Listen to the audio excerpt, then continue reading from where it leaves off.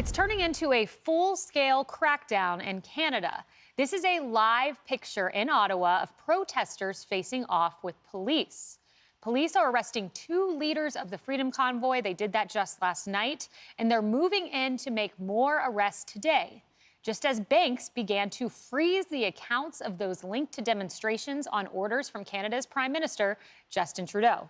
And now, donors to the Freedom Convoy are facing harassment after a data breach on crowdfunding site revealed their names. A cafe owner in Ottawa broke down as she shared her story with our own Jesse Waters.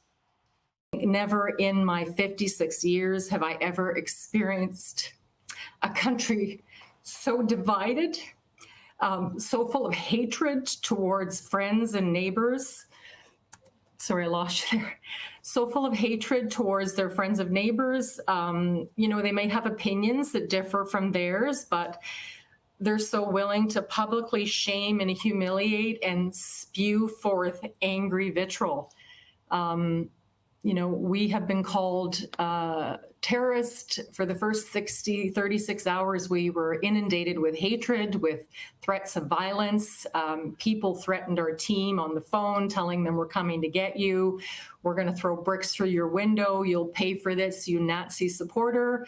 I personally have been called a disgusting pig of a woman and that I should rot in hell. Our rural shop out in Merrickville, Ontario, someone draped a large bed sheet over our sign. I'm sorry. It's been a tough few days, and I think, the sign read, "Tammy supports terrorists." Hard to listen to, and never forget it was so-called journalists that doxed women like this, just innocent business owners who gave to a cause they believed in, Julie.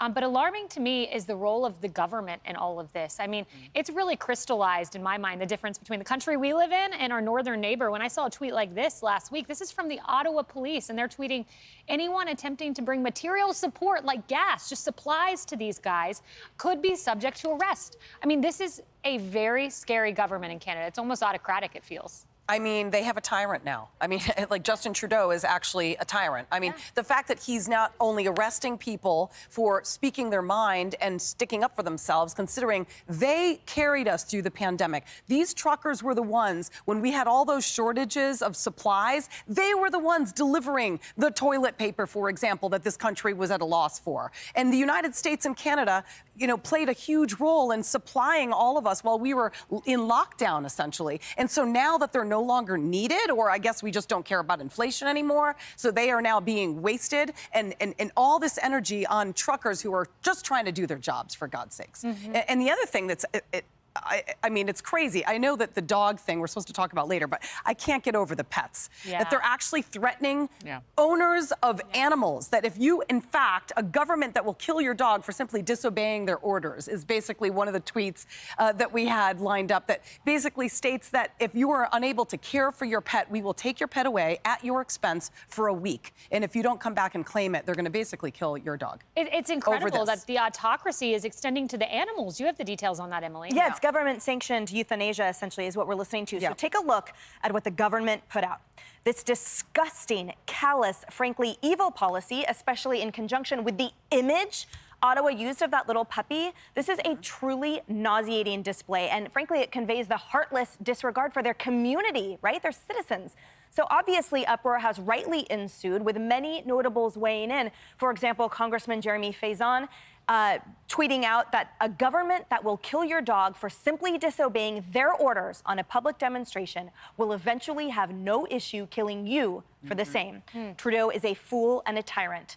Former Senator Orrin Hatch weighing in also, he said, "We are taking away your puppies is a great way to show you that we no longer worry about the optics of this crackdown." He's exactly right. Even El Salvador's president, you guys, calling for more international condemnation, and also tweeting, what would happen if a Latin American government did this to its political opposition, right? There'd probably be a different and even more pronounced uproar. And then just an average Canadian summing it up, in my opinion. He tweeted, "This is an unusual form of cruelty. How will your relationship with your community survive this? Really? You know these are working class people. How do you ever expect them to trust you again, Justin Trudeau? Have you thought that far ahead? Does it even matter to you?" And I predict the answer is that relationship will not survive this. And by the time it matters to the government, it will be too late. Man, those are eye-opening tweets. Very powerful, Emily. You're exactly right.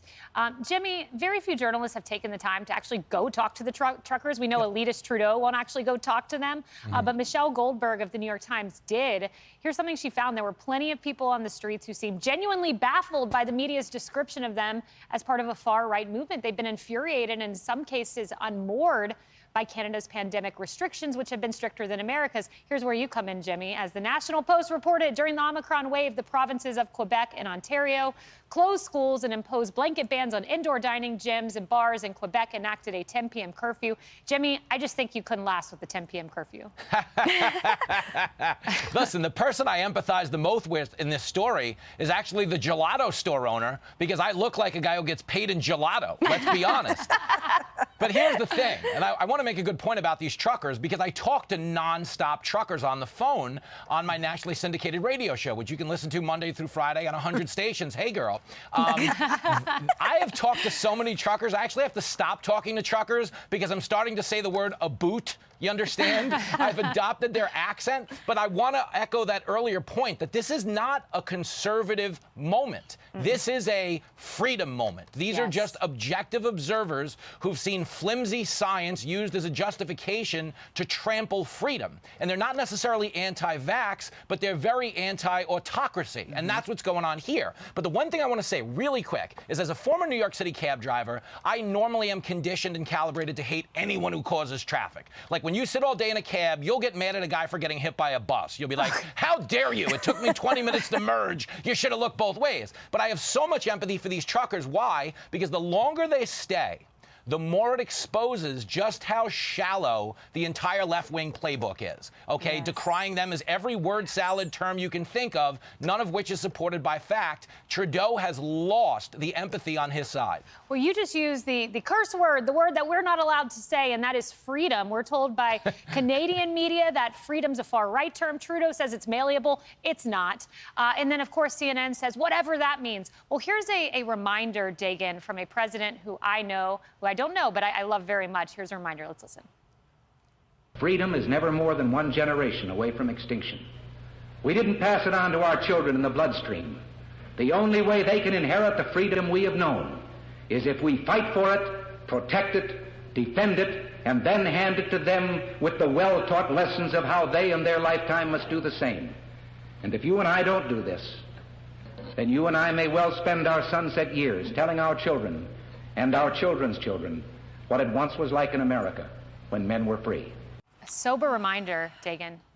I think we all believe that the United States has shared values with Canada until this. And it's a reminder that how important it is to preserve and protect the freedoms and rights that we have here in the United States. Even if you're against the truckers, even if you don't believe in them, to Jimmy's point, causing traffic, what have you, anyone who has read history should be very afraid when the government exercises extraordinary powers against a certain group of people, because next it will be you. It will be the group that you belong to. And particularly when it's a wannabe emperor, a haircut with an ego, like Justin Trudeau. That is very well said. What a description.